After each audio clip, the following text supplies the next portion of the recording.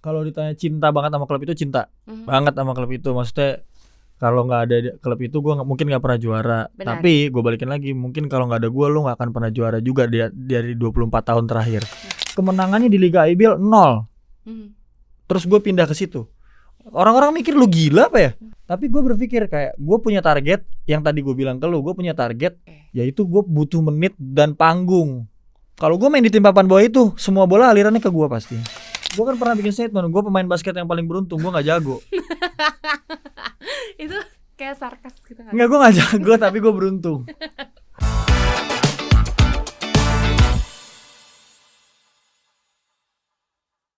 Hai M Clubbers, senang banget gue hari Valen ketemu lagi sama kalian di YouTube channelnya M Club, La Liga Room Podcast. Emang sih namanya La Liga Room, tapi kita emang gak selalu membahas tentang bola. Karena di episode ini aja nih kita akan bahas soal dunia basket Indonesia. Karena udah gue hadirkan di sini Indonesia best shooter, Daniel Wenas. Best shooter.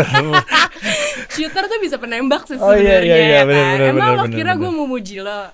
Best shooter tuh nembak jitu gitu Yeah. ya maksudnya. Bisa. Enggak ada, ini tuh emang tentang basket. Karena emang lo kan ya best shooter Indonesia. Keren. It was. 2017, 2016. 19. Tapi sampai sekarang lo masih dipercaya untuk menjadi point guard. Iya dong. Shooting guard sama point guard tuh beda ya? Beda. Beda. Enggak sih, kalau sekarang tuh lebih kayak versatile gitu sih. Jadi kayak even power forward aja kan bisa bermain as a point forward bahasanya. Ya Kalau point guard sebenarnya tuh lebih ngatur nggak sih? Lebih kayak kalau dulu tuh point guard tuh kayak kalau di bola tuh kayak apa ya, kayak playmaker, attacking midfielder gitu, kayak jenderal lapangannya. Oke. Sekarang juga Kalau sekarang juga mostly banyak tim yang point guard itu pasti yang ngatur tempo, ngatur alur serangan, bikin plays. Cuman kalau ada juga beberapa sekarang kayak misalkan kalau di luar negeri Golden State Warriors itu dia kayak point forward namanya. Banyak si ya Draymond bahasanya. Green. Draymond Green itu bukan pemain point guard tapi kayak dia yang ngatur tempo, dia yang ngatur playnya. Oke. Jadi sekarang tuh udah versatile. Jadi kayak sekarang tuh kalau mau meta-metain posisi di basket agak sulit, nggak bisa ngomong point guard, shooting guard, small forward, Kayak power bisa forward. aja si point guard bisa jadi apa, Iya. shooter bisa jadi apa gitu Ganti-ganti gitu. Ganti-ganti ya. Versatile lah sekarang.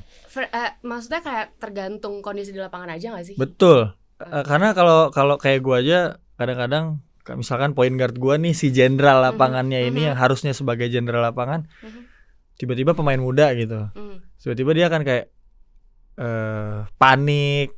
Tiba-tiba karena namanya pemain muda pasti akan ada fase-fase ngelewatin fase-fase kayak gitu, kayak mau nggak panik. mau ketika itu kejadian Pemain seniornya ada dong. gue yang bukan point guard, gue akan ngatur temponya Take over. take over, jadi ngatur komandonya gitu. Padahal gue kan bukan point guard. Maksudnya pada saat di line up itu gue tidak sebagai point guard.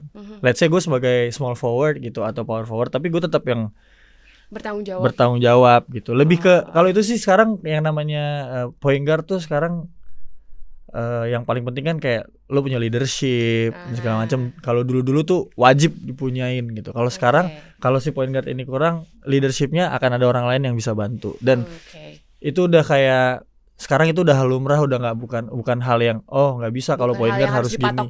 Iya udah nggak dipatokin lagi. Nyapa dulu dong karena kan lo terkenal cool. Gue pengennya ngomong sombong sih. Muka lo tuh kan sombong tuh karena nggak kenal sebenarnya Harley. Tapi muka lo kayak ajak ribut. Masa sih? Asli. Manis gini gua. Aduh. Jadi buat fans-fansnya Daniel Wenas, kalau emang kalian ngerasa kalau fans-fansnya gue udah pasti tahu. Oh gitu. Karena gue tuh orang yang selalu ini kan orang kan bilang gue sombong, tapi gue orang yang pada saat sebelum pandemi COVID setiap keluar lapangan dari hall basket ke bus itu gue adalah orang yang paling lama masuk untuk ke bus, nyamperin karena gue nyapa mereka.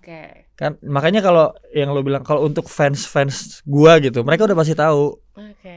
Mereka udah pasti merasa. Tapi kalau yang nggak kenal biasanya kayak gue gitu emang kan suka gitu kayak. Berarti gue bukan fans lo dong. pasti akan menganggapnya gini kayak karena yang baru kenal. Iya, karena menganggapnya akan gitu. Dan gue kan punya apa ya, kayak punya muka Judas. Punya apa? Iya, kalau di lapangan tuh gue kayak punya apa ya, kayak ini orang ngeselin banget sih. Tapi emang itu sengaja gue lakuin di lapangan sih. Oh, beneran. Emang sengaja tengil-tengilin gitu. Iya, tapi kadang-kadang tujuannya biar kesel aja lawannya. Mentalnya drop. Kan satu mentalnya drop, yang kedua ntar mereka akan melakukan hal-hal bodoh gitu. Oh, karena udah panas duluan. Udah panas duluan, karena kan kalau emosi susah ngontrolnya biasanya orang-orang. Berarti lo kayak trash talk gitu nggak? Lumayan, ntar habis dia emosi paling gue ketawa. Lo kena lo gitu kan. Tapi karena teman-teman gue, karena mungkin gue udah cukup lama main di liga, jadi orang-orang tuh udah tahu. Jadi kayak dia akhirnya kayak gak usah gitu ketahuan dong gue. Iya, ketahuan dong gue kan. Jadi mereka tuh lama-lama udah tahu. Jadi kayak sekarang akhir-akhir beberapa tahun belakangan ini kenanya tuh ke pemain asing yang bener-bener nggak tahu gue. Oh iya bener, tapi kalau pemain lokal tuh mereka kayak ya dia udah tahu gue di luar, dia udah tahu gue di dalam, kita udah banyak main bareng, kadang-kadang ketemu di nasional, ketemu di event-event apa, jadi mereka kayak udah tahu aja, udah ngerti. Ngapain sih lo? Tapi lo nggak ngeri deh sikat gitu kalau misalnya anjir nih orang tengil banget, misalnya ada bule yang ngomong gitu. Gue sering banget sih disikat bule. Tuh kan. Sering banget disikat pemain asing. Karena muka lo. Gue sering banget dibacotin sama pemain asing gitu. Kayak gue pernah yang paling gue inget tuh kayak gue dapat 1.000 poin waktu itu. Gue bikin 1.000 poin di liga. Terus ada pemain asing kayak kesel banget kayaknya sama gue nggak tahu kenapa juga, mungkin karena itu. Terus dia bilang, ini nih pemain yang 1.000 poinnya cuma dari free throw doang. Gue cuma padahal gue lagi mau nembak free throw gitu kayak. Gue kan emang hobi banget berdiri di garis sering banget ke garis free throw karena hal itu, karena gue suka trash talkin orang emosi fallingin ke gue. Terus karena pokoknya sering banget deh orang-orang itu melakukan kebodohan ke gue. Jadi gue tuh sering banget ada di free throw line dan gue dapet kesempatan nembak gratis itu kan advantage buat gue dan advantage buat tim gue gitu kan. Mungkin dia karena kesel jadi dia bilang emosi aja. Dia bilang kayak ini pemain 1.000 poin dari free throw doang. Terus gue bilang enggak apa-apa, yang penting gue udah 1.000 poin. Iya, daripada enggak sama sekali ya kan. Mau dari free throw mau dari mana kayak penting gue udah 1.000 poin. Benar juga sih. Cerita dulu lah, kalau lo kan dari umur 13 tuh udah suka banget basket. Sementara lo tuh dulu awalnya malah suka bola, ya gak sih? Sebenarnya gue 13 tahun tuh pertama kali masuk klub amatir bola basket. Kalau main tuh umur 9 tahun. Karena awalnya kan lo suka bola. Nah, karena waktu gue SD di salah satu daerah di Jakarta Timur, gue nggak dong. Kenapa ngomong? Sekolahnya? Daerahnya apa? Di Duren Sawit. Di Duren Sawit. Gue sekolah di daerah situ dulu. Sekolah gue tuh nggak punya lapangan bola, jadi nggak ada ekskul bola, nggak ada ekskul bola, nggak ada ekskul futsal. Jadi kayak lapangannya terbatas gitu ya. Lapangannya itu cuma lapangan basket sama lapangan meja tenis meja. Kenapa nggak lo tenis meja? Gue main tenis meja sampai kelas 6 SD. Gue ikut porseni dulu, gue sampai main. Dan gue emang karena gue emang dari dulu suka olahraga, akhirnya gue ikut ekskul basket hanya untuk dapat nilai kan dulu. Ternyata ya udah gue jatuh cinta sama tuh olahraga, sampai hari ini gue masih main basket. Sesimpel itu. Tapi gue nonton bola, gue tetap main bola. Tetap suka aja gitu ya. Suka aja. Tapi emang gak jalanin untuk difokusin untuk pekerjaan gitu. Iya. Kan ya. Jalannya mungkin emang gak ke situ aja. Karena dari SD itu gue mulai diarahin ke 13 tahun itu ke klub amatir. Mulai dipanggil ke tim nasional junior, habis itu jadi udah langsung kayak tim-tim IBL waktu itu tim bola basket Indonesia udah langsung tahu gitu kayak ada pemain ini, mereka datang ngajak main. Kelihatan dari perawakan lo sih lebih cocok jadi pemain basket. Tinggi. Ya. Tapi kayak kurang gede gak sih badan lo? Lo gak mau bulking badan? Dulu gue sempat 2019 gue sempat bulky. Terus? 2020 gue sempat bulky, tapi abis itu gue cedera. Keberatan jadinya? Atau gimana sih? Enggak, katanya sih karena gue dulu dari SMA kurus kan. Dari SMA gue kurus. Terus tahun pertama gue main di liga tuh kurus. Terus pelan-pelan tuh mulai bulky, naik. Pas mentok terakhirnya tuh di 2019 di 2020. Berat badan gue tuh biasanya tuh cuma 81. Dulu awal masuk cuma 78. Terus? Pada saat tahun 2020 tuh berat badan gue 88. Terus tiba-tiba tuh banyak cedera. Apa tumpuan kaki lo terbiasa menopang badan yang 7 bulan itu gak sih? Enggak, menurut gue itu sebenarnya bisa berjalan beriringan. Cuman begitu badannya bulky, kakinya juga harus powernya harus dikuatin lagi gitu. Dan waktu itu tuh kepotong COVID dan segala macam ini itu, Oh, jadi agak susah, terbatas waktunya. banget. Akhirnya dokter waktu itu gue tuh sempat divonis, dokter tuh pernah bilang ke gue dalam waktu 3 tahun lagi lo cari kerjaan lain deh. Ah, serius? Terus 2019 tuh dokter ngomong gitu. lo percaya atau enggak saat itu? Saat itu gue percaya, tapi kayak masa sih gue nggak bisa main lagi gitu. Akhirnya gue bisa main lagi. Hari ini gue nggak percaya. Dan dokternya lagi nonton sekarang.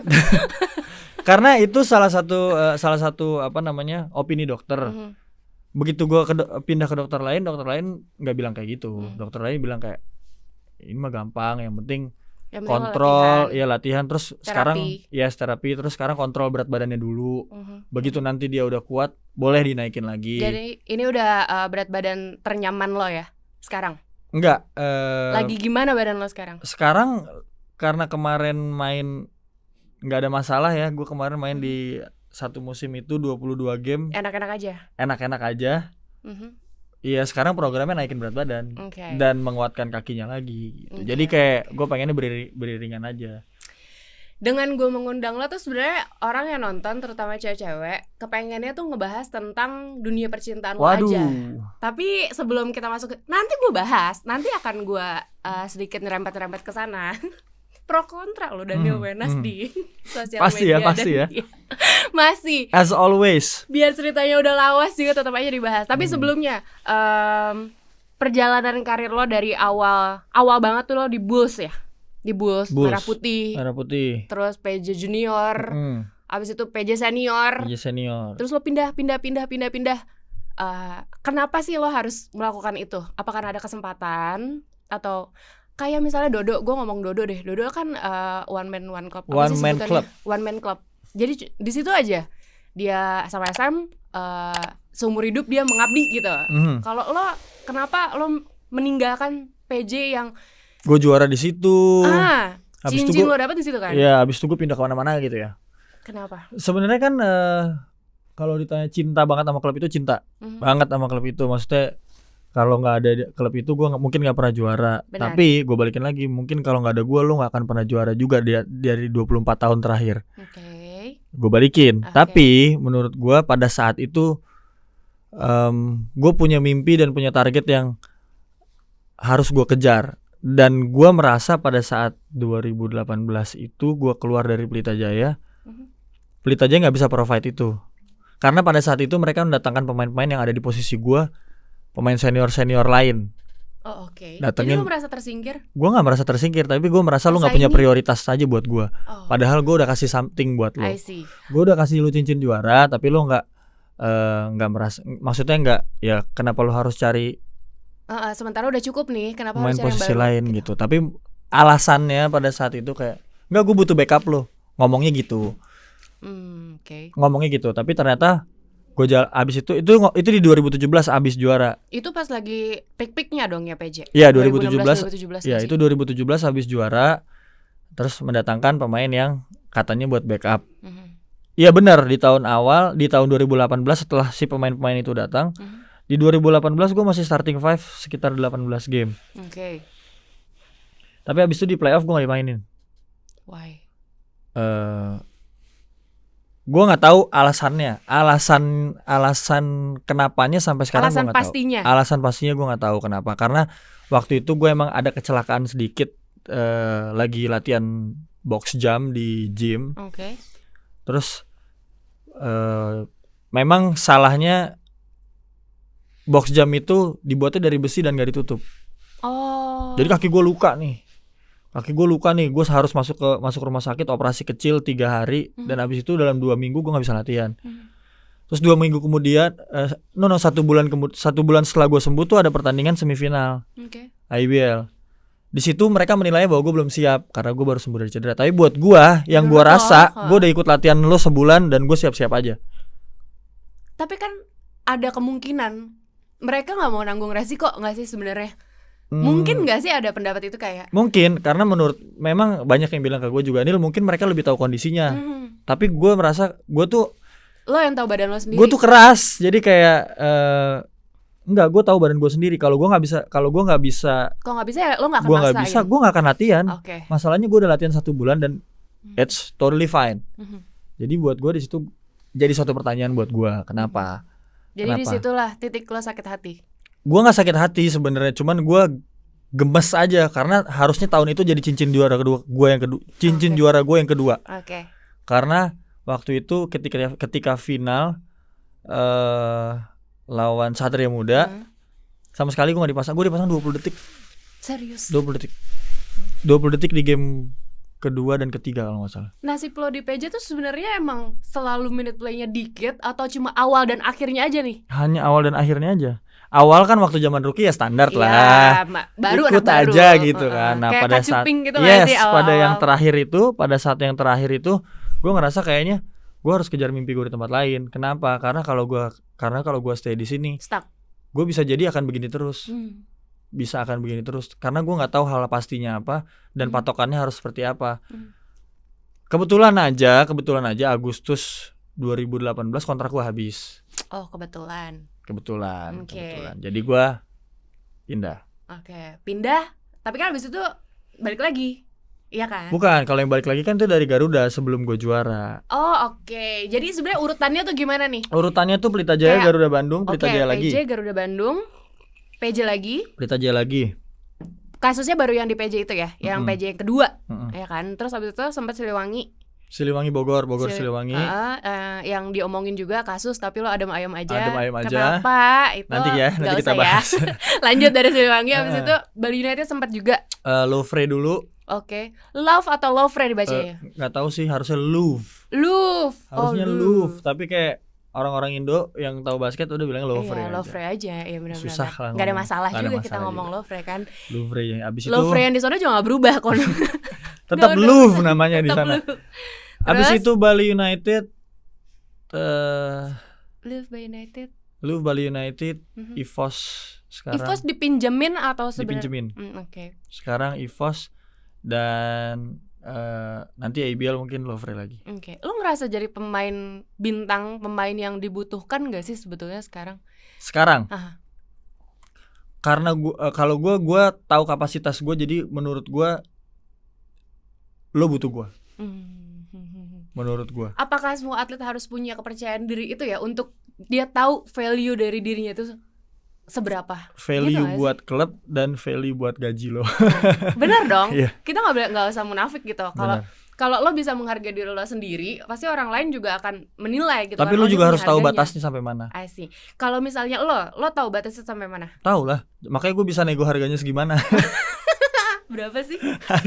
Langsung gue pengen disebut Ya angkanya. gitulah pokoknya. Lo minum terus kenapa sih grogi ya? Enggak, gue tuh suka banget sama ini nih. Sama. Gue Nggak tahu kenapa. Gue tuh niat bawa ini loh dari belakang tadi. Iya, tapi Terus nggak akan tiba-tiba minum. kok ini enak juga, enak banget loh. Ya kan ini udah bukan bulan puasa ya, jadi kita boleh minum-minum Boleh sambil minum. siaran. Oke. Satu-satu dari PJ Garuda, PJ lagi, terus lo ke Siliwangi dengan bukan iming-iming sih, apa ya? Apapun yang lo dapat di Siliwangi, pasti kan beruntungnya lo. Tapi yang lain mungkin gak merasakan itu. Bahkan buat orang-orang intern basket aja ya, lo tuh adem ayem banget, lo nggak ngerasa harus fight apa gitu untuk apa ya yang harus lo dapatkan gitu loh di Siliwangi. Kenapa sih? Kalau dibilang gue nggak fight, gue dapetin investor yang gantiin Siliwangi itu gue yang dapat. Oke, si Louvre. Louvre. Kan gue yang dapat. Oke. Gue yang nyari. Gue yang ketemu orangnya. Lo mikirin juga kok gitu ya. Gue yang ketemu sama yang punya, tapi memang pada saat itu yang punya itu kan yang punya itu kan punya hak prerogatif bahwa gue mau taruh base-nya di mana. Banyak pemain-pemain Siliwangi waktu itu, ya mereka memikirkan itu kayak, aduh ternyata Louvre harus ke Surabaya nih. Oh, oke. Padahal kalau dia main di Louvre semuanya beres gitu loh. Semuanya Harusnya. beres. Harusnya. Karena itu udah dibikin sama IBL. Kalau gue buka semua ya. Kalau di IBL waktu Bogor Siliwangi bangkrut, itu sudah ada ketentuan dan sudah disepakati kita bikin surat. Sampai gue juga ada bikin surat. Dan setiap meeting itu gue ada. Jadi kalau dibilang lo nggak fight, lo nggak tahu aja. Lo juga nggak perlu share panjang lebar. Gue nggak perlu cerita ke dimanapun. lo Iya, semua iya. gitu, karena ini bukan kasus lo, ini kasus gue sama teman-teman gue. Intern. Mungkin kalau dibilang, oh Daniel udah dibayar di awal sama si Siliwangi, Berupa apa kek? berupa atau apa kek, ya kan? Karena Bener tuh. bener lah. Karena kalau gue jujur aja, karena waktu gue pindah dari Pelita Jaya tim peringkat 1, Siliwangi tim yang nggak pernah menang. I see. Jujur-jujuran aja. Jujur-jujuran aja nih, Pelita Jaya peringkat 1, gue juara di Pelita Jaya. Siliwangi waktu gue pindah, kemenangannya di Liga IBL 0. Terus gue pindah ke situ. Orang-orang mikir lu gila apa ya? Lu gila apa nih orang pindah dari peringkat 1 ke peringkat bawah? Iya. Forward. Iya, lu mau ngapain gitu? Tapi gue berpikir kayak gue punya target yang tadi gue bilang ke lu, gue punya target yang PJ nggak bisa kasih. Oke. Yaitu gue butuh menit dan panggung. Kalau gue main di tim papan bawah itu, semua bola alirannya ke gue pasti. Oke. Gue butuh itu. Tertuju pada lo. Iya, semua mata tertuju pada gue, dan gue harus, dan di situ gue akan punya pressure bahwa kira-kira Daniel bisa kasih kemenangan berapa buat Siliwangi, padahal tahun sebelumnya 0. Oke. Itu yang It takes 2 games only in preseason. serius. Siliwangi Bogor menang pertama. Dengan hadirnya Daniel Wenas. 2 game gue main. Game pertama kita kalah, game kedua kita menang. Nah, buat gue di situ orang-orang jadi tahu, oh, dulu kan Daniel bilang Daniel Wenas tuh cuman pelengkapnya Pelita Jaya aja. Karena di Pelita Jaya ada pemanis aja, pelengkapnya aja. Ya, pembantu passing-passingin lah, ribon-ribonin. Anjir. Nggak bisa jadi dia tuh nggak bisa jadi, dulu gue pernah dengar kata-kata gini, Daniel Wenas tuh nggak bisa jadi leading scorernya suatu tim. Akhirnya gue cari tim itu. Oke, gue leading scorer 13 poin per game. Tahun berikutnya gue leading scorer IBL di Louvre. Itu target gue, dan gue nggak pernah nyesel pindah ke situ. Apakah ini yang kayak bisa dibilang lo tuh menunjukkan in another way nggak sih buat Iya, orang-orang? kalau gue tuh waktu gue pindah itu memang targetnya dari statistik yang baik itu gue bisa I get my way back to national team pada saat itu. Tapi buat itu kan udah the next targetnya lagi. Tapi target yang benar-benar gue cari adalah ya udah gue bisa menunjukkan bahwa gue bisa ngangkat timnya, gue bisa lead timnya, gue bisa bikin my teammates better. You prove that. Dan menurut gue itu bukan suatu keputusan yang salah. Orang-orang tuh selalu bilang, nih lu salah banget ya pindah ke Bogor Siliwangi dari Pelita Jaya. Awalnya kan, tapi kan akhirnya juga lo udah buktiin. Iya, gue nggak pernah salah dan gue nggak pernah nyesel, karena kalau gue nggak pindah ke situ, mungkin gue nggak akan pernah main di Louvre jadi top skor IBL. Benar, kesininya mungkin berbeda. Iya, jadi menurut gue nggak pernah nyesel dan gue nggak pernah salah masalah itu. Jadi I really trust my gut waktu itu, kayak keluar dari Pelita Jaya, dan itu nggak gampang. 2018 itu tuh nggak gampang. Gue pamitan nangis-nangisan ke kantor, ya karena itu. Tapi hubungan lo tetap baik kan sampai baik because Pelita Jaya it's my first team and my kayak first love gue di basket lah. Itu tim, dan mereka tuh take care gue dengan baik. Maksudnya financially dia take care gue dengan baik, bisa juga bikin gue sampai orang kayak sampai hari ini gitu loh, seperti ini. Dan pelajaran-pelajaran yang gue dapet di sana tuh juga yang bikin gue sampai hari ini jadi pemain basket yang baik. Kan sekarang ada coach Victor Roring di situ, which is itu one of the best coach yang kalau lu tanya pelatih siapa yang paling berjasa buat hidup lu, mungkin gue sebut dia, karena dia bisa bikin gue main banyak posisi.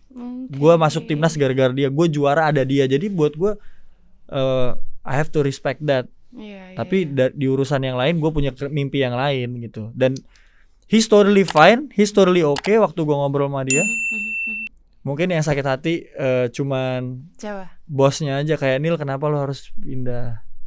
Kurang apa sih gue gitu kan? Iya, kayak lu minta apa? Tapi gue bukan masalah itunya, gue mau cari yang lain. Maksudnya gue mau cari yang bisa, tempat yang bisa bikin gue prove how worth I am gitu. Bukan masalah offering lo minta berapa gitu di situ. Iya. Jadi beda lah, dua hal yang beda lah. Dua hal yang berbeda gitu loh. Karena menurut gue itu akan seiring dengan itu akan datang. Ngikut itu pasti. Iya. Kayak pasti ngikut lah. Itu benar. Pasti ngikut kayak kemanapun lo pergi, apapun yang lo lakukan ya kan. Dia ngikut pasti. Kalau lo mainnya lo bagus, terus di tim itu lo bisa ngangkat timnya, gaji lo ngikut. Gaji lo pasti ngikut dan akan naik. Dan kalau gaji di tim itu nggak di tim itu nggak bisa hargain lo dengan angka yang lain, tim lain begitu kontrak habis akan datang ke lo kayak Nil. Nah di situ lo akan punya bargain power. Mungkin kalau main basket yang lain nggak mikir sampai situ kali ya. Atau mungkin nggak punya kesempatan yang sama juga. Ya mungkin. Tapi mungkin menurut lo mungkin lo juga ada faktor lakinya di situ. Kan gue Bisa bilang jadi gue kan pernah bikin statement, gue pemain basket yang paling beruntung, gue nggak jago. Itu kayak sarkas gitu kan. Nggak, gue nggak jago tapi gue beruntung. Banyak beruntungnya. Dengan maksud Ya beruntung, mungkin lagi hoki kali nembak bolanya masuk. Dapat bukan gajinya jago bagus. ya? Bukan skill ya. Tapi beruntung. Bangke, gue gak ngerti. Oke, lanjut. Bali United. Bali United. Lo sampai cedera ya? Setelah itu atau pas situ? Pas di Bali United itu gua parah cedera. kan? Parah. Sampai bikin lo vakum berapa lama? Itu yang dokter bilang gue nggak bisa main. Oh, berarti pas itu. Oke, terus? Pada saat itu dokter bilang nggak bisa main.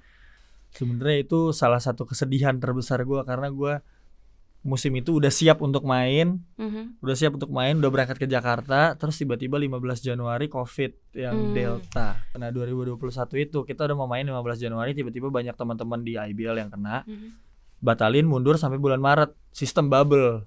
Oh iya, di Cisarua nggak boleh keluar. Nah pada saat 15 Januari itu gue udah siap main, tanpa ada sakit. Ada lah tapi ya minor aja, biasalah minor kayak di EVOS juga kemarin gue ada minor kayak tumit apa ini itu, tapi bukan yang parah. Begitu mau Maret cedera gue 2 minggu sebelum, 2 minggu apa 10 hari gitu. Terus dokter yang di sana yang di Bali kasih treatment dan bilang bahwa Nil, kalau lo masih sayang sama kaki lo jangan main. Oh ya udah dok, oke. Apa? Nurut. Yakin? Gue nurut, tapi gue menghitung tanggal. Oh minggu ketiga gue bisa main nih. Kalau kira-kira aja, kalau ngikutin treatmentnya. Konsultasi sama dokternya, kira-kira tanggal berapa dok? Minggu ketiga lah bisa main. Padahal IBL bubble itu 1 season hanya 1 bulan. Jadi orang tuh mikirnya kayak Daniel cederanya lama banget 1 season, padahal gue cederanya cuma pas bulan itu doang.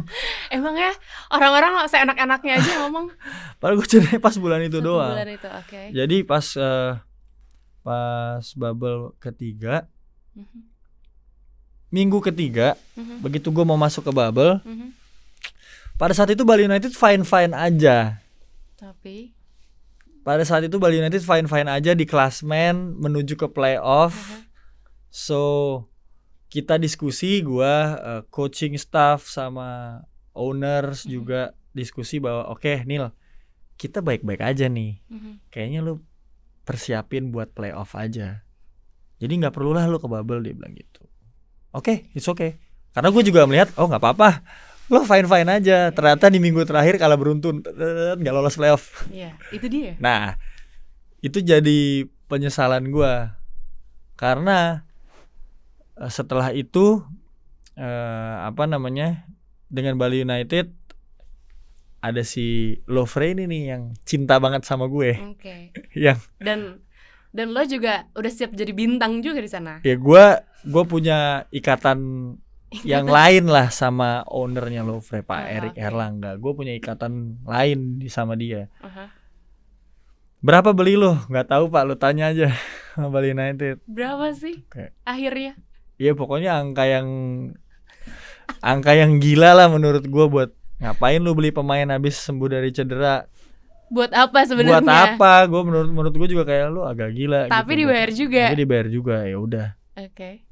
Nah pada saat itu kan Lovre mau ikut IBL, ikut verifikasi, tapi ternyata 4 dari 5 tim itu Lovre nggak termasuk yang masuk ke IBL. Nggak lolos lah ya. Nggak lolos, akhirnya Lovre itu ke ABL. ASEAN. Yang Asian Basketball. Yang rencananya nanti bulan September. Sama ada nih kemarin bulan April. Tanggal berapa ya kemarin tuh? Ya pokoknya sempat main lah di Lovre. Tapi sebenarnya tuh kayak ada urutan level kasta apa sih, kayak IBL, ABL, terus gimana nih lo nantinya? Apa kalau memang akan bertahan di level itu aja atau kalau lo bisa balik? Jujur aja gue nggak tahu. Gimana? Apa nggak ada ya? Apa nggak ada level-level atau gimana sih? Enggak sih IBL, sebenarnya IPL. kita nggak bisa bilang ABL itu lebih tinggi dari IBL levelnya sebenarnya. Tapi karena Lebih luas aja kali lebih ya. luas aja karena kan itu Asian Basketball League ada. Kalau dulu kan waktu CLS juara kan ada Hong Kong juga, udah bukan Asian lagi itu jadi jatuhnya, udah ada tim invasi dari negara-negara lain juga. Jadi ya mungkin tantangannya beda kali kalau menurut gua. Karena IBL itu mungkin ya gue ketemu sama lo setiap tahun. Tapi kalau main lawan mereka belum tentu ketemu lagi sama tim ini, Filipina, si tim Hong Kong, tim Vietnam gitu. Mungkin banyak yang bilang levelnya beda. Tapi buat lo pribadi aja deh, lo ada kesempatan untuk main bareng sama orang-orang dari negara-negara yang belum pernah lo temuin dan belum tentu ketemu lagi, intinya itu ya. Banyak ex NBA juga kan di situ kan. Jadi kayak gue pengen tahu gue survive nggak sih di situ. Gue pengen tahu aja gue survive nggak di situ. Iya makanya. We'll see. Terjun aja dulu gitu ya kan. Kalau gue survive, aja dulu. Iya tes aja dulu nekat. Okay. Orang-orang bilang gila nih orang baru sembuh cedera nekat banget main di situ. Tapi kayak udah nggak apa-apa. Karena gue tuh lebih suka yang kayak gitu-gitu daripada ada di comfort zone gitu loh. Yang stuck di situ-situ aja. Menurut ya lo coba lah hal baru gitu ya. Menurut tuh kalau gue stay di PJ terus gue nggak dipasang, nggak dimainin, yang penting gue gajian, ya udah deh yang penting gue dapat gaji. Menurut gue comfort zone gak gue? Kalau orientasinya memang cuma dapat duit, iya kan? Tapi nggak juga. Ketika lo keluar juga kan lo dapat yang gila kan? Nggak, tapi maksud gue dari segi gue yang gue tinggal di Jakarta Timur. Pelita Jaya latihannya Jakarta Selatan, ya kan, 20 menit, 25 menit dari rumah, ya kan. Gitu aja terus. Iya, sampai pensiun juga lu diurus gitu, tapi nggak tahu lu dipasang atau enggak, lu berprestasi apa enggak nanti di situ secara personal. Masa depan lu nanti gimana? Yes, jadi kayak itu tuh comfort zone gua, si Pelita Jaya itu. Ya udah akhirnya gue coba keluar. Panjang ya. Belum lagi lo ke Bogor, Evo Standard dipinjem. Nah kan dipinjem, lo lagi-lagi lo dibutuhkan. Tapi masih atau enggak sih? Masih dong. Oh lo pakai jaketnya, Dipinjam tapi gue dipinjam di Evo Standard Bogor. Untuk 2 musim.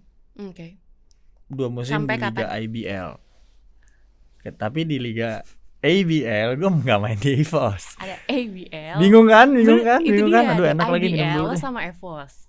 Tapi di ABL lo nggak bareng sama EVOS. Bukan, karena gue hak miliknya tim Lovre. Emang license-nya ada di di Lovre ya. Surat kontrak yang bernilai. Pokoknya ini jadi sesuatu yang membingungkan sebenarnya. Tapi apa yang kalau lo bisa simpulin deh? Apanya nih maksudnya yang bisa gue simpulin?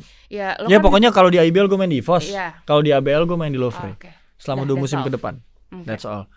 Mau ditanya kok bisa atau apa, tanya aja sama yang punya. Karena mereka udah berkoordinasi pastinya, nggak mungkin kan gue kanan kiri, gue ambil kanan gue ambil kiri, ya mereka nggak saling tahu ya nggak mungkin. Justru mereka yang berkomunikasi duluan untuk sepakat bahwa si Daniel kalau di sini main di sini, kalau di liga ini main di sini gitu. Dan itu juga koordinasinya nggak cuma antar klub doang, sudah sama liga-liganya berkoordinasi gitu. Jadi ya semuanya udah ada ininya sendiri. Kalau ditanya gimana caranya, ya udah bingung juga jelasinnya. Nggak perlu dijelasin juga. By the way, lo kan sempat menyebutkan beberapa coach yang memang punya dampak nih di karir lo, kayak Roring ya. Victor Terus Roring. abis itu kalau dari zaman di 3 waktu SMA ada coach Lisa. Bunda Lisa. Menurut lo apa sih yang lo dapat gitu? Apa yang sampai lo bisa mengidolakan dia gitu? Sampai lo berterima kasih. Gue kalau ditanya pelatih gue semuanya ada nilainya. Semuanya ada nilai lebihnya. Coach Bedu Louvre, waktu di Louvre itu Coach Bedu. Coach Fahri Pelita Jaya tahun pertama. Terus Coach Andri Wadi di EVOS itu pelajarannya banyak banget ya. Gue sebelum itu gue nggak kepikiran gitu loh. Jadi menurut gue kayak surprisingly banyak ilmu yang bisa masih bisa gue ambil padahal gue udah senior gitu. Tapi kayak coach Victor Roring, kenapa gue tadi highlight namanya dia di awal, karena Coach Victor Roring itu orang yang bikin gue banyak main di banyak posisi.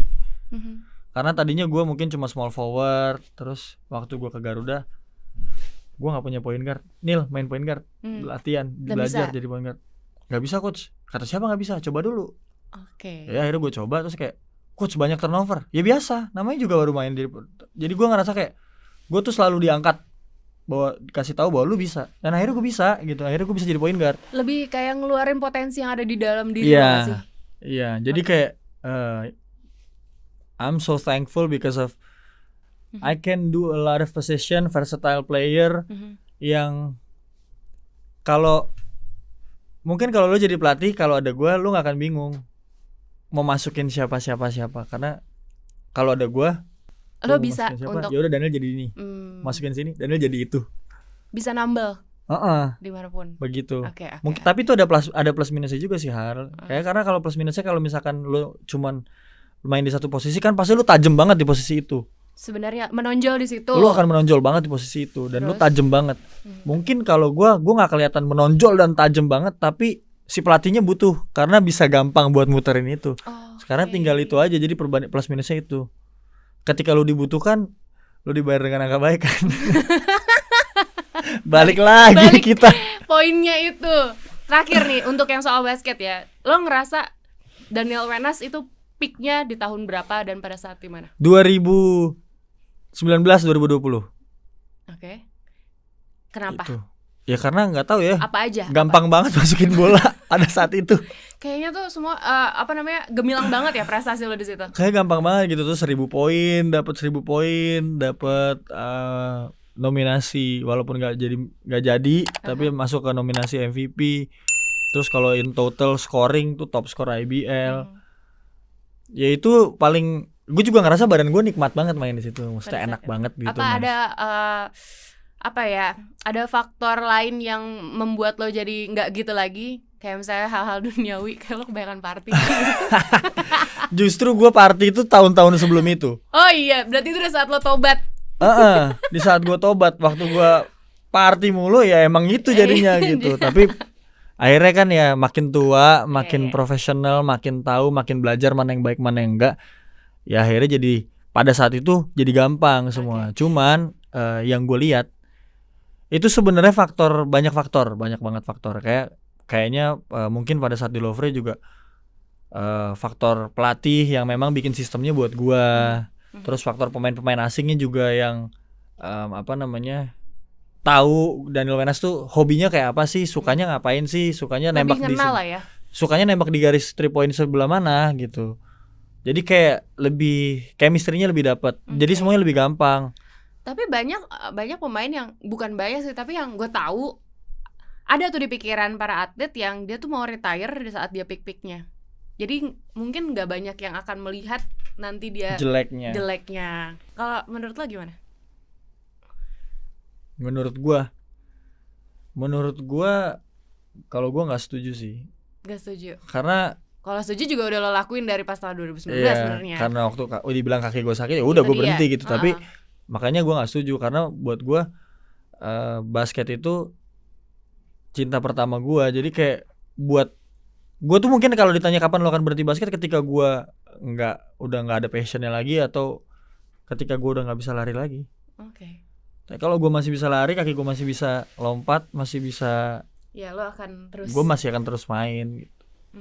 Kalau lo kayak aneh aja sih kalau misalkan tiba-tiba gue pensiun ketika gue.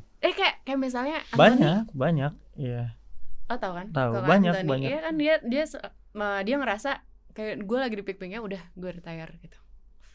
Iya sih, tapi menurut gue sayang aja gak sih? Sayang gitu loh, dan masih banyak hal yang bisa lo lakuin sebagai personal buat basketnya Indonesia kan.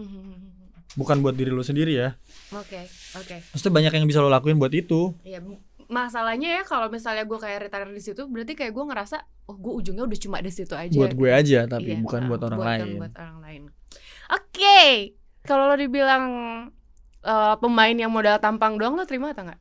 Gue iya aja nggak apa-apa. Karena apa? Karena lo ganteng gitu bilang. Iya, rezeki gue aja itu. Emang lo ngerasa lo ganteng? Iya, kalau banyak yang bilang gitu gimana? Enggak, lo sendiri ngerasa apa enggak? Enggak juga sih, biasa aja. Jawaban aman. Enggak juga sih, biasa aja. Cuman gue tuh lebih Mungkin kan kalau gue lihat ya haters tuh mungkin karena gue tuh banyak nge-branding diri gue di Instagram, banyak sampai akhirnya di Instagram juga followers terbanyak sebagai atlet cowok basket jadi kan. Banyak karena gue juga kerjaan kan lumayan banyak ya dari Instagram, dong. dari sosial media. Jadi kayak ya mau nggak mau gue harus nge-branding diri gue dengan segala macam rupa di Instagram itu. Semakin banyak yang lihat, semakin banyak yang benci gak sih pasti. Dan lo berterima kasih sama haters lo itu, kenapa? Ya karena dibilang modal tampang doang, nggak jago. Berterima kasih. Ya gue terima kasih, abis itu gue jadi jago gara-gara lo gue mau nunjukin sama lo semua kalau gue itu jago gitu. Udah lo tunjukin pol-polan nih sekarang. Gue sekarang udah nggak di tahap penunjukan lagi. Tapi? Karena udah selesai, udah gue tunjukin semua gak sih? Ya udah apa adanya aja gue sekarang. Iya. Lo nikmatin aja tuh hasil gue gitu ya. Sekarang kalau dibilang lo gini kemana aja kemarin. Akhirnya jadi kalau ditanya yang membuktikan. Ya jadi kalau sekarang ditanya nih lo masih gini ngurusin haters segala macam, enggak. Sekarang gue udah gak harus membuktikan apa lagi buat lo semua. Oke, modal tampang doang, fuckboy satu lagi. Kalau lo disebut Lord. Oh itu gue malah seneng karena sekarang Why? Karena Lord itu jadi apa? Lord itu kalau di sepak bola tuh kayak kesayangan pelatih, tapi mainnya biasa aja. Jadi nickname gue Lord Wenas. Oh iya. Dan gue ini baju jualan lo. Dan gue bangga. Enggak, ini baju dari ini IBL punya merchandise. Oh oke. Oh itu merchandise IBL. Kalau lo tanya banyak yang beli, banyak. Lord Wenas. Why Lord? Kenapa ya? Ya karena buat gue pada saat itu ucapan Lord itu keluar dari 2017 ketika gue masuk All Star. IBL All Star. Bukan yang ini, kalau yang ini 2020. Sebelumnya? Ini setelahnya. Enggak, maksudnya ya, itu 2017 ya? Pertama kali gue masuk All Star tuh 2017. Di situ tuh kayak banyak orang yang merasa dia menang vote karena ganteng doang. Nah, ya itu tadi kan gue udah gue buktiin. Masa ya lo gak ada rasa sakit hati atau apa gitu pada saat itu? Anjing. Aduh gue tembok banget sih. Diulang beneran. Iya gue tuh orangnya tembok banget. Jadi kayak lo gak ada ngerasa kayak anjing gue punya skill, tai banget gue dibilang muka. Karena gue kayak begitu. Awal-awal adalah sedikit-sedikit kayak aduh apaan sih ganggu nih? Ganggu aja gitu. Tapi kayak lama-lama kayak oke kita buktikan. Ya berarti lo emang orangnya woles aja gitu ya. Iya, dan akhirnya itu gue jadiin motivasi, jadiin sesuatu dorongan tersendiri buat gue bahwa kayak lu bilang gue modal ganteng doang, gue punya cincin juara. Akhirnya itu juara. Itu kan sebenarnya statement itu keluar ketika gue juara. Ketika gue juara 2000. Padahal harusnya lo udah lihat juga sebelumnya. Kenapa lo harus ngomong itu gitu kan sebenarnya. Tapi udah suka-suka mereka aja ya. Iya, jadi kayak buat gue kayak sekarang ngomong apa ini itu apa overrated apa iya, ini itu segala macam. Kalau gue ada yang bilang overrated. Di musim kemarin aja, di musim IBL kemarin aja, overrated itu kan berarti dinaikkan, ditinggi-tinggikan, padahal biasa aja. Coba aja buka statistiknya. Ada beberapa pemain yang dibilang bagus, gue nggak nyebut orangnya, dibilang bagus di musim ini. Kalau lu bandingin statistiknya sama gue, masih bagusan gue. Kayak gue tahu. Tapi musim ini ada yang sebut nama gue nggak? Enggak juga. Enggak. Berarti gue overrated apa underrated? Underrated. Nah, ya kan? Nah, jadi menurut gue tuh kayak julukan-julukan yang nggak pada tempatnya atau gimana sih? Iya, nggak pada tempatnya aja dan nggak paham aja. Nggak paham. Asal jeplak aja nggak sih? Asal jeplak aja. Namanya juga netizen semua ngomong apa, lu nggak bisa atur semua jari-jari, cuma bisa tutup dua tangan buat tutup telinga. Iya benar. Lu nggak bisa atur lu nggak bisa atur jempol-jempol mereka. Dan lo juga nggak bisa maksain semua orang untuk bisa menerima apapun yang lo lakukan, suka gitu kan. Oke, terakhir buat tanggapan lo soal basket Indonesia. Pertanyaan standar tapi ini wajib gue tanyain karena menurut para atlet itu kan beda-beda ya. Menurut lo deh, dunia basket Indonesia berkembang. Oke. Harapan lo?